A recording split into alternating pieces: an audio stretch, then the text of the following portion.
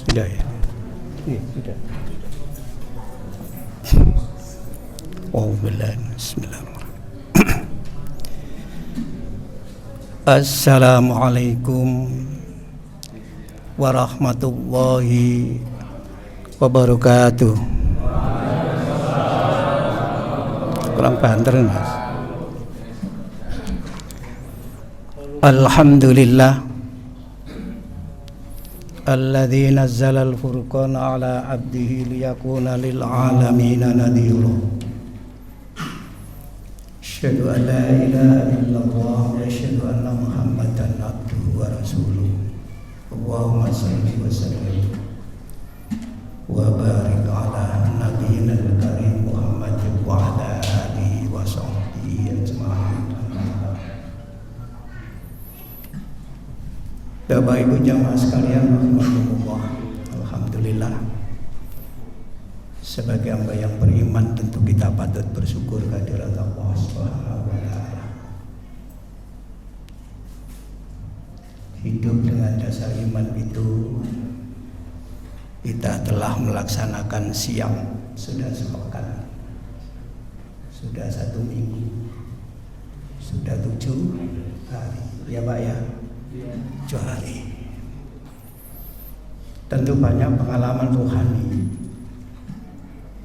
yang kita rasakan, karena siam itu sebenarnya mempertajam rohani kita. Tentu banyak kenikmatan rohani pula gitu. Bukan kenikmatan saat kita berbuka saja, tapi ada kenikmatan rohani yang bisa kita rasakan. Bagaimana manis leginya siam di bulan Ramadan itu kita rasakan, sehingga tidak terasa kita perjalanan 1 minggu kayak cepat begitu. Tahu-tahu sudah sepekan kita beribadah siam. Mudah-mudahan apa yang kita lakukan selama sepekan ini betul-betul merupakan upaya kita dalam rangka memproses diri kita ini menjadi Muslim yang sebenar-benarnya. Karena semua kita orang mukmin itu harus menuju ke sana. Wala tamutunna illa wa antum muslimun. Yang juga diistilahkan dengan haqqah tuqati, juga disebut dengan mukminuna haqqah. Dan yang sering terlintas dalam pembicaraan kita itu bukan mukminun haqqo saja, tapi juga muslim yang sebenar-benarnya. Kalau pribadi itu sudah menjadi muslim yang sebenar-benarnya, insya Allah akan terwujud masyarakat muslim yang sebesar-besarnya. Para jamaah, temanya malam ini itu apa mau Mas? Dengan zakat. Dengan berzakat kita bersihkan harta gitu ya, dan kita sucikan jiwa. Ini tentu diilhami dari ayat Quran tentang zakat, surat At-Taubah ayat 103 itu. Wa'udzubillahi minasyaitonirrajim, dengan misapal. Khudh min amwalihim shadaqatan tutahhiruhum wa tuzakkihim biha. Ambillah zakat dari mereka, dari harta mereka. Itu Nabi diperintah mengambil. Memang waktu itu zakat itu diambil, bukan seperti sekarang panitia itu duduk nunggu orang datang. Waktu itu yang ngambil, diambil. Memang perintahnya ngambil zakat mereka. Kalau sekarang namanya jemput bola. Tapi saya ini panitia kalau sing jemput bola lungguh wis teko dhewe ya. Wis kumpul. Enak panitia sekarang itu enggak seperti zaman Nabi. Untuk membersihkan Mereka itu ada yang mengatakan diri mereka, ada yang mengatakan harta mereka. Dan untuk mensucikan mereka biar dengan zakat. Lalu muncul judul itu. Tapi saya nggak terangkan itu, saya ambil saja. Dalam kesempatan ini tentang zakat fitri. Tidak semuanya nanti, sebab zakat fitri ini ada hubungannya dengan siam. Kita kan tahu zakat itu ada zakat mal, ada zakat fitri. Dan zakat mal itu pun dalam konteks kekinian membutuhkan pemahaman-pemahaman yang kontekstual. Karena harta yang wajib zakat itu apa? Itu debatable di kalangan para ulama. Bab emas misalkan, tidak semua punya emas. Binatang ternak, tidak semua punya binatang ternak. Ada orang ya nggak punya kambing, jumlahnya 40 ekor. Kalau punya 40 ekor sudah dimiliki selama 1 tahun, dikenakan zakat seekor. Tapi nggak punya. Tapi punya mobil, harganya melebihi kambing. Nah itu kena zakat tidak? Nah itu debatable. Maka memang persoalan zakat itu ya untuk konteks sekarang terus dibahas itu, dan majelis tarjih dalam munas kemarin itu ya membahas antara lain zakat fitri itu. Tapi saya tidak membahas itunya, saya tidak membahas itunya. Ya. Kembali kepada zakat fitri.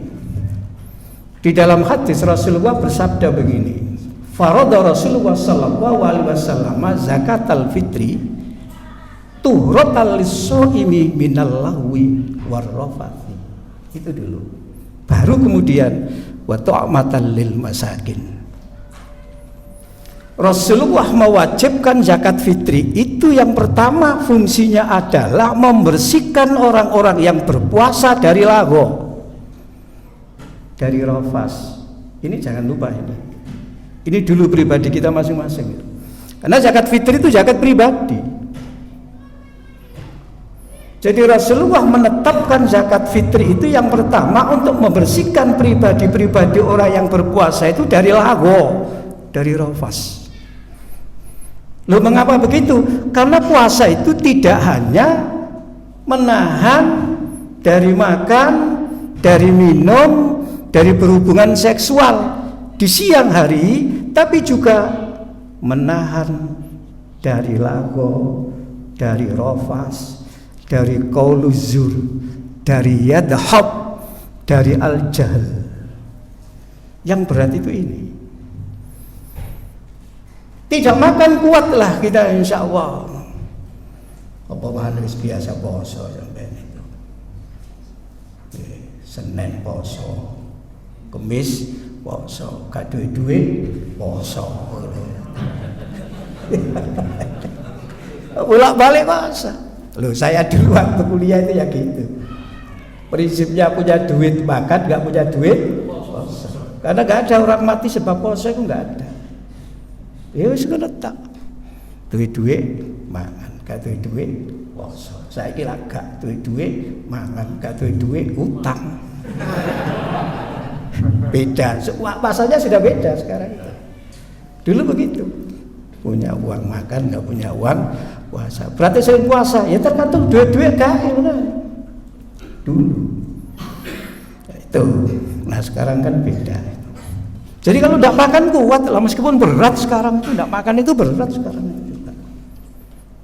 Tapi lebih berat menahan dari lagho. Maka Nabi menegaskan, laisa syamu minal akli wasyurbi, innamas syamu minal lahwi warrafasi. Bukanlah puasa itu semata-mata menahan tidak makan, tidak minum, tetapi puasa itu juga menahan dari lagho, menahan dari rafas. Lagho itu apa? Itu dibicarakan cukup panjang karena kata lagho itu banyak di Quran. Wa anil lahwi mu'ridun.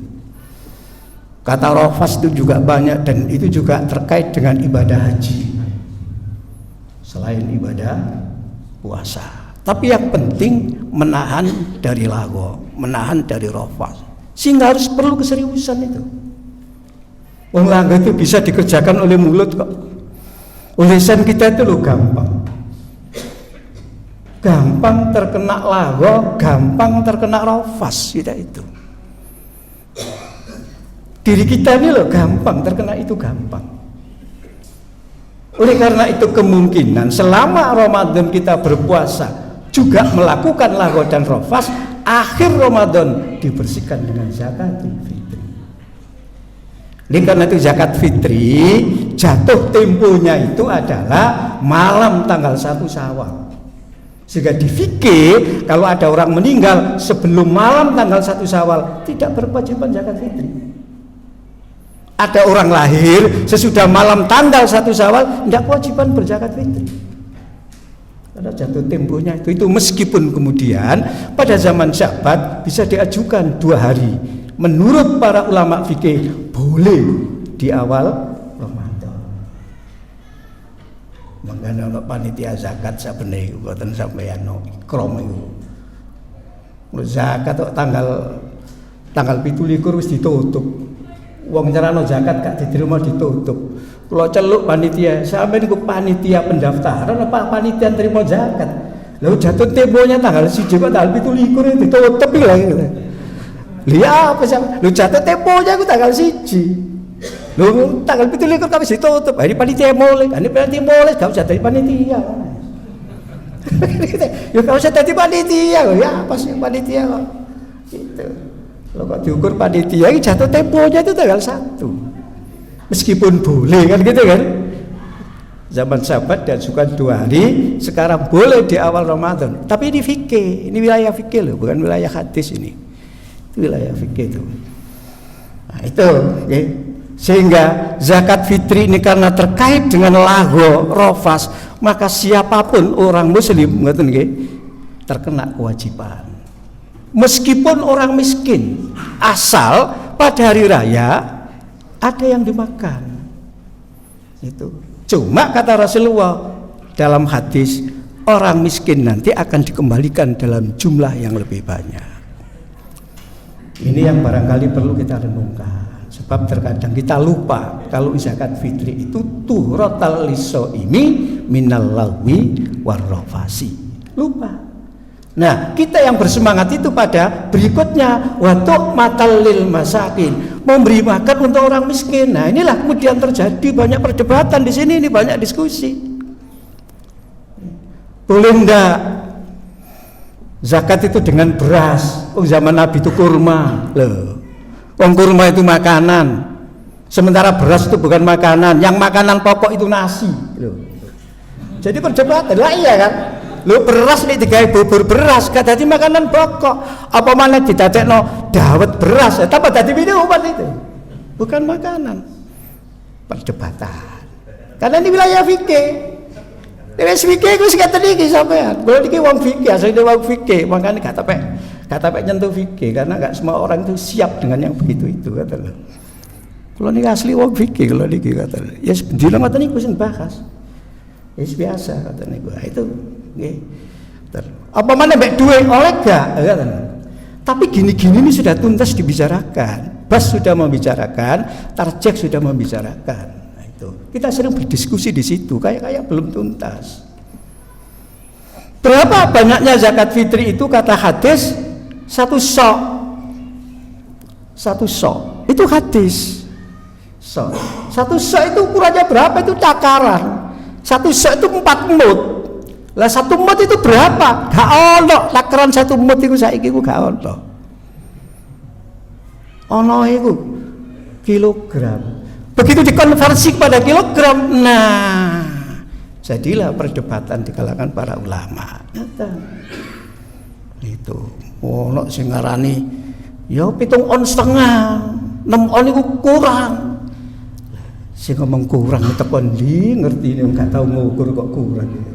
Perdebatan lah, sampai lihat 3 kali itu nanti para ulama fikih perdebatan. Imam Abu Hanifah malah mengatakan ya 7,9 on itu 9 on, ya 9 on itu. Loh, sampean itu. Nah, yang umum itu 6 on. Makanya kata nggih dibulatkan bas itu menggunakan ukuran 2 2,5 kilogram. Termasuk tarjet juga menggunakan 2,5 kilogram. Karena satu mud itu 6 on lebih. Andai kata tujuan, ya mau nggak terserah sampai wong oleh kok angel. Hingga pernah di Jalan Blimbing kok ono wong zakat ngekei duit 50. Padahal diumumno nek duit niku pinten? 20. Arepe disusui mbek panitia lho. Sampe takono wong iku, zakatnya piro? Loh, jangan disusui Pak, saya ini memang zakatnya 50 kok. Saya ukur 1 kilo menurut saya itu 20 bukan 10 gitu.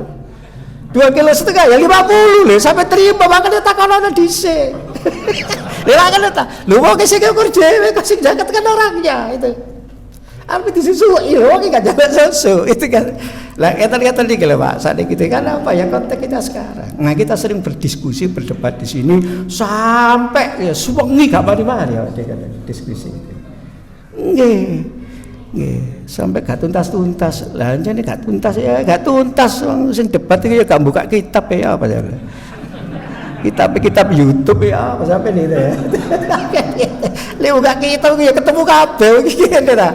Ya jelutru kata lho istilahnya oke ini tak berarti dimiliki ya gitu. Nah itu gitu. Tapi sekali lagi ya tentu kita semua sudah berpengalaman kalau dalam yang demikian ini. Insyaallah ya dinamika itu wajar lah. Karena ya kondisi ini selalu berubah. Tapi yang penting yang pertama jangan lupa tadi itu tuhrotal lisaimi minal lahwi warafasi. Jadi zakat fitri itu benar-benar membersihkan jiwa orang yang berpuasa dari lahw, dari rafas, sehingga betul-betul menjadi fitri. Itu betul-betul menjadi fitri, secara hakiki itu fitri. Nah inilah yang harus direnungkan. Makanya ini ngotokno zakat fitri gak usah milih-milih sampean. Tegese milih-milih sing elek gitu loh biasa itu. Kita oleh beras bagian teko mrene ngono. Oleh beras sing enak dipangan dhewe biasa. Ngoten Pak nggih. Lho, nggih. Ngoten ta Pak? Mboten ya alhamdulillah. Sampeyan ngetokno gak apa-apa. Aku anu Pak. Aku ngetokno 4 kilo ya terserah sampean, enggak apa-apa. Lebih katanya. Lebih ya lebih, jelas lebih minimal itu tadi itu katanya. Saya kira itu ya. Mudah-mudahan ini menjadi renungan kita bersama katanya. Sehingga kita kalau mengamalkan amalan itu tidak sekedar kita lihat bagaimana syariatnya, tapi di dalam syariat itu sesungguhnya membangun kita kayak apa itu. Insya Allah kita akan bisa memperoleh banyak manfaat dan banyak pengalaman, terutama pengalaman spiritual namanya di dalam beragama ini, sehingga insya Allah kita merasakan nikmatnya beragama itu. Salah satu kenikmatan beragama, kalau kita ini nurut taat pada Allah, itu Allah akan hadir dalam hidup kita, dalam hati kita ini setiap saat itu, sehingga kita ini merasa disertai Allah, itu tenang hidup itu gitu loh.